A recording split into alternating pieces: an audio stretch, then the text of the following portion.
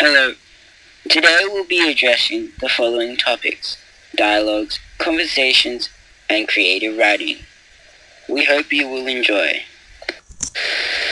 The first key element of direct speech is that it uses the actual words that are spoken. For example, Jane said today is hot is direct speech, while Jane said that today was hot is indirect speech. Another key element of direct speech is that the speaker, the words spoken, and correct punctuation need to be present. The speaker can come before or after the quotation. The last element of direct speech is that pronouns can be used for situations in which the speakers have already been stated. For instance, hello, said Jane. Hi, said Bill. The next sentence after this is already known by the audience, so the words Jane said can be replaced by she said. Dialogue is basically the written exchange between characters in a text.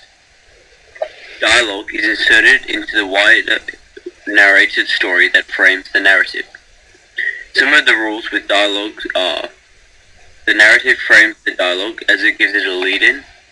The dialogue, signaled by the quotation marks, is the voice of the character indicated by the narration. Each new speaker begins on a new line so the reader can follow who is talking. The narration gives the reader clues about the sound of the voice. The narration fills in the gaps between the speaker with the information that moves the narrative on.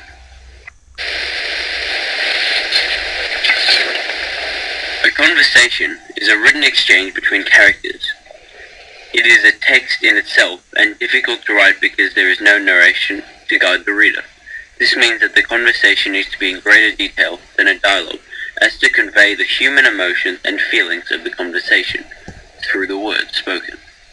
The difference between a dialogue and a conversation is that there are no narrations in between the quotations of all people speaking.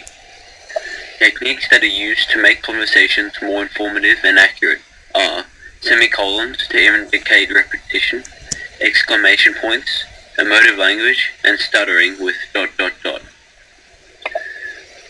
This is all to give more meaning and feeling to the conversation by expressing all the characters' thoughts as text. One of the skills in English is to be able to change a dialogue into a conversation. To do this, the writer needs to use more descriptive language, emotive language, and make the sentences longer. This is done by adding more dialogue to replace the narrator. A simple dialogue such as, "Things don't just happen," Ruby snapped, angry for Jane's evasiveness, is to be made much longer in order for the audience to grasp the emotions of the character. Creative writing is writing which moves beyond the normal bonds of a normal professional piece of writing. It takes components of the normal world around us and uses those elements to create a new world, similar but not the same as the real world. Some people may get mixed up with the difference between imaginative writing and creative writing, saying, aren't they the same? Aren't the words imaginative and creative the same? And hence, isn't imaginative writing and creative writing exactly the same? Well, this is where people get slightly misled. While imaginative writing comes directly from the mind, creative writing is one which generates people, places, and situations and brings them all to life, as I said, in a fashion where elements of the real world are immersed within this new world the author creates. This means that the only real difference between imaginative writing and creative writing is their sources of material, not the texts themselves. So in a sense, they are the same thing. However, they are also different in nature due to the fact that their sources are different.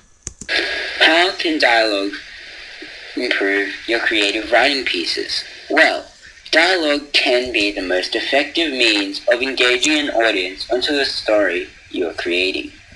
It has the ability to help the audience better understand what you are trying to tell them and helps them visualize your story very clearly. Furthermore, dialogue has the ability to help your story express feelings such as astonishment or anger, which is highlighted when reading the text orally to the reader. Now I'll be demonstrating how to use dialogue in creative writing pieces. As you can see, this example does not have any dialogue within it. So let's try and change that up, shall we? Instead of writing, he said he didn't want to go because it was naff and boring.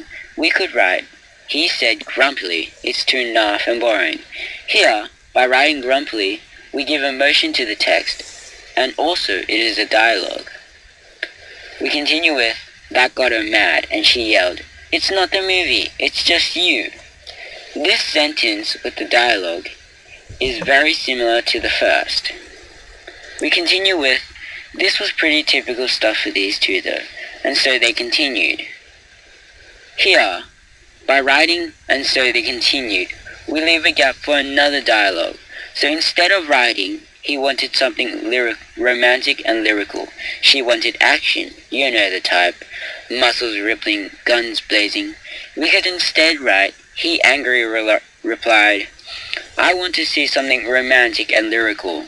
All you want to see is action. You know the type, muscles rippling and guns blazing.